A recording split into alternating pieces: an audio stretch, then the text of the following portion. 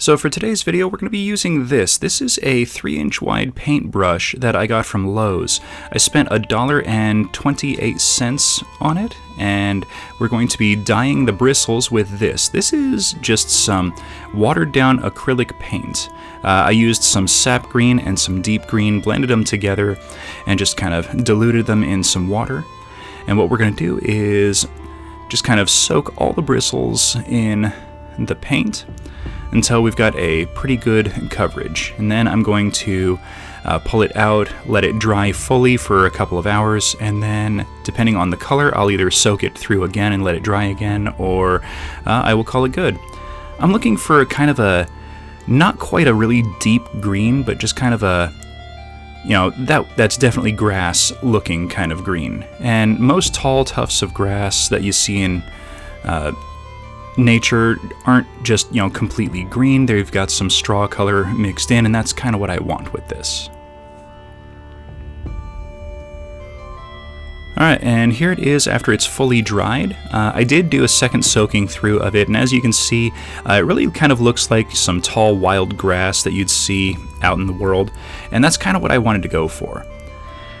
I wanted to make something that was less expensive than some of the grass tufts that you'd find online, and the reason for that is, you know, I was browsing for some to use for some of my models, and you know, it was like the cheapest one I found was $15 for a pack of 40, and they were good quality and they looked nice, but it was just so expensive. And I thought, you know what? I saw some paintbrushes at Lowe's. I'm gonna try my hand at making some of my own.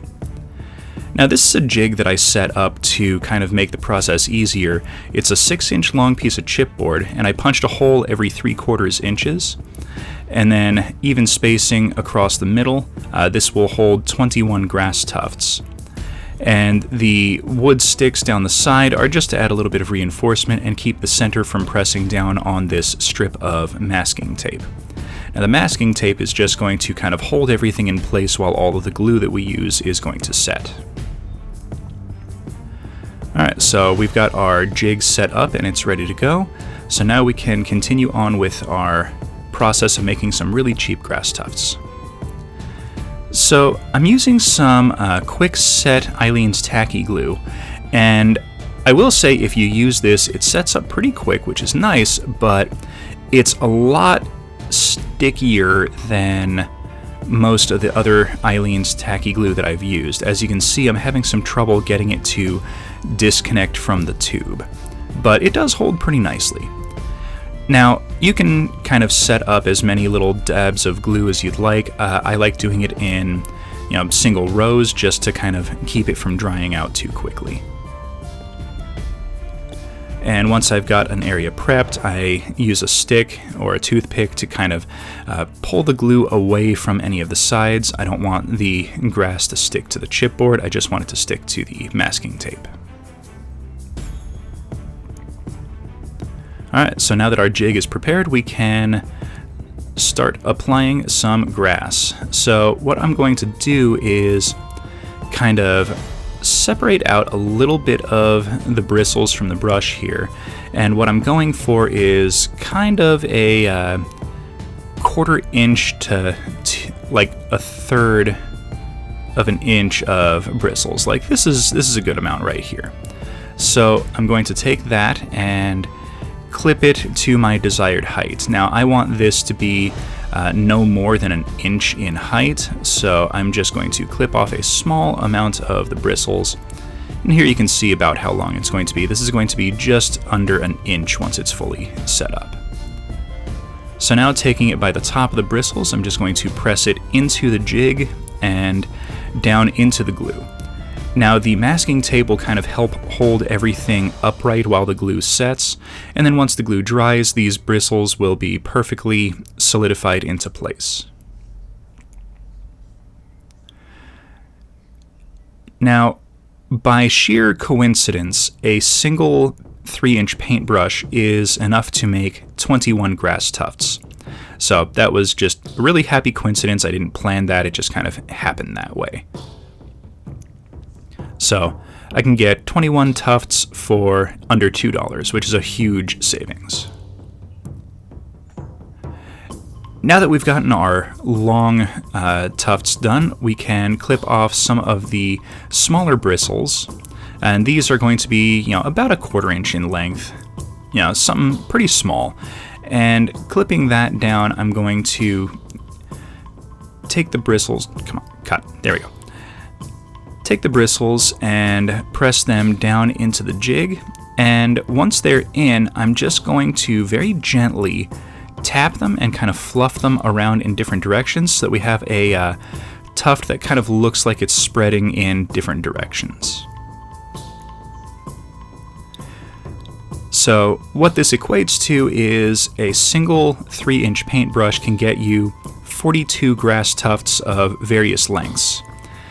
If you go shorter tufts, you can get even more, but I didn't want to make really, really short tufts, so I think this is going to work out great. This got me 21 of the long grains and 21 of the short bushy grains like this.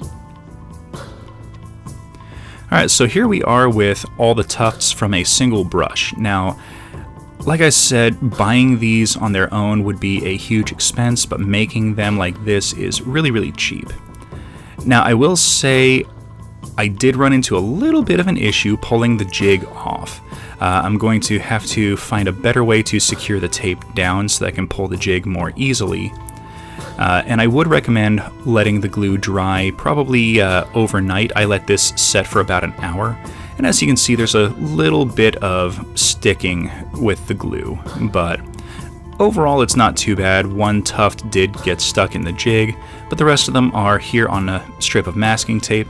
Now I can take this and put it into a storage box and just kind of have them on hand for when I need some grass tufts for some models or some terrain display. Now this one that's still stuck on the jig, I can just kind of push back through, and the bristles should be perfectly fine since the glue has set pretty well. And here we go, a nice little grass tuft once my camera comes back into focus.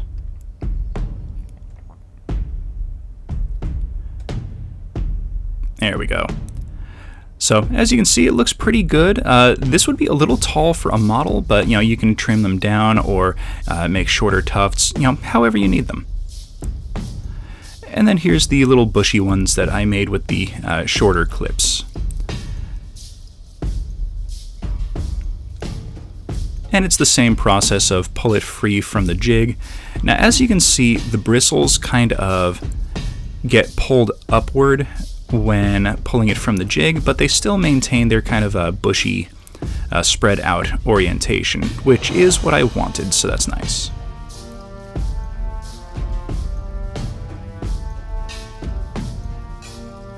And once again, a couple of them got stuck in the jig, but those can be removed and put back onto the masking tape. And once again, this one can get put into a storage box and left for later use.